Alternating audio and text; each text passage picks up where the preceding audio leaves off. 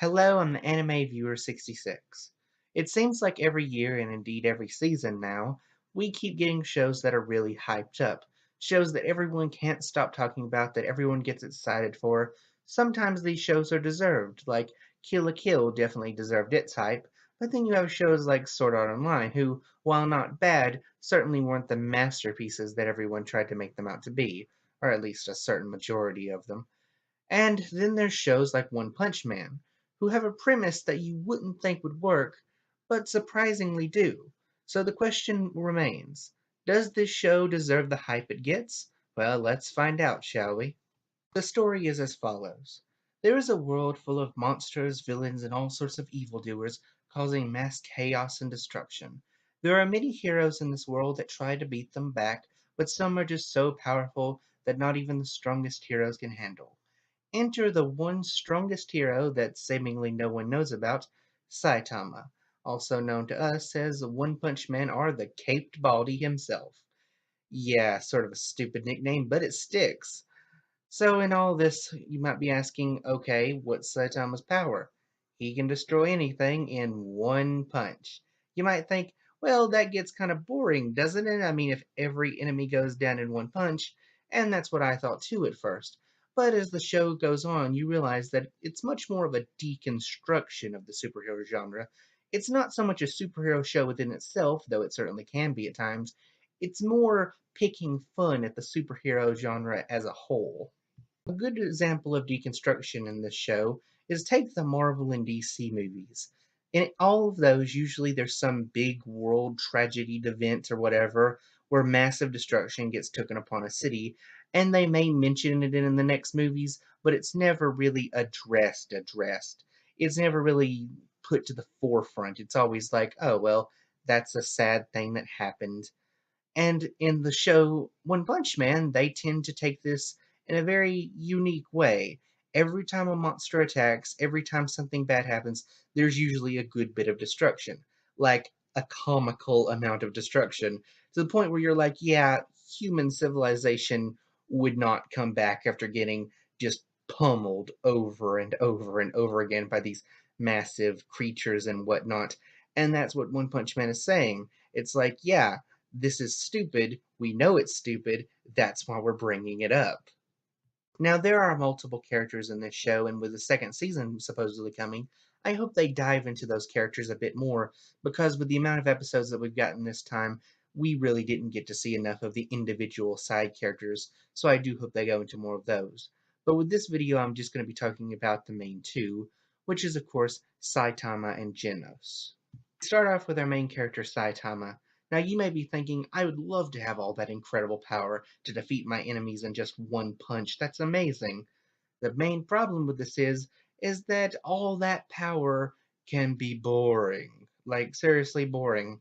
The fact that he can take down all opponents in just one punch means there's no challenge, no threat that can actually harm him.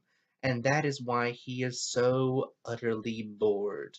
Looking for anyone who he thinks can challenge him, but knowing that it's probably not going to happen. Besides for being able to destroy anything in just one punch, he also is basically invulnerable to any attack, even being able to stand in a black hole. Seriously, take that in for a minute. How awesome yet terrifying is that? He also has somewhat super speed and the ability to sense other super speedy people in his vicinity. There is actually one pretty funny character that comes along that's like faster than the speed of light or whatever. And yeah, Saitama just like totally owns him, and it's hilarious. But overall, the main threat that, or not really threat, but the main challenge that Saitama has is that no one knows who he is, at least the beginning. There's this whole thing where he has to register with the Hero Association and this whole thing. I'm not going to go too much into it because I don't want to spoil it, but basically, no one wants to give the credit to Saitama that he deserves, and that is what we as an audience see and are annoyed by. Like, that is the main challenge of the show, and which I hope they dive more into in season 2. I want Saitama to get the credit he deserves. The only ones who really give him the credit that he deserves in the show is Genos, who we'll talk about in a minute, one of the other sort of S-list heroes, one of the best of the best. And of course, the villains he faced sort of know, hey, this guy is powerful, at least the ones that live to tell about it. And then there's Genos, Saitama's assistant, dash sidekick, dash disciple, dash possible yaoi love interest. But seriously, this character I like the most out of all the other characters besides Saitama because he is loyal to Saitama and he is pretty much the vocal piece for the audience. Because when everyone else is doubting and belittling Saitama and not giving him the credit he deserves, like Genos just gets up and be like, no, you pay Master respect he has deserved because he saved all of your butts. Seriously, pay him respect. But of course, only a few people in this show ever actually pay him the respect he's due, which is once again kind of sad. One side note is that Genos is incredible in a fight, not quite to the point that Saitama is, where he can take anything down in one punch. No, his battles are much more long and drawn out and usually involve a lot of fire, which seriously, this show animates fire amazingly.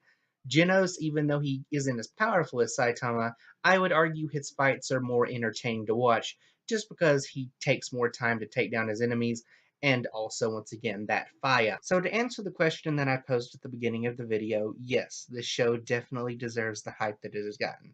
I give this show 5 stars out of 5, and with the second season on the way, I can't wait to ride the hype train again.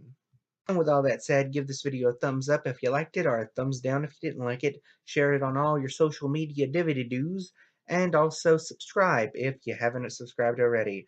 Also, if you are subscribed or thinking of subscribing, hit that little bell right next to the subscription button.